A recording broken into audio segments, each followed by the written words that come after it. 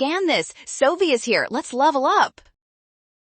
Statistics problems like this confidence interval question look intimidating, but we can break them down into 3 simple steps to find the correct answer very quickly.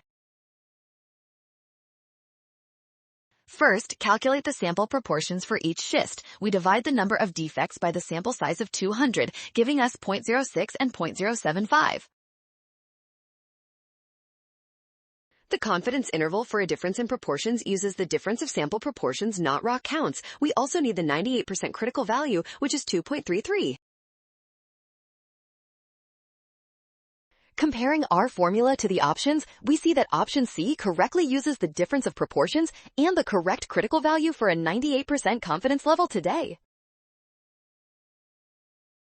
Got it! Scan the code. You can learn better with Sovi. Avoid using raw counts or wrong z-scores. Always use proportions and check your confidence level.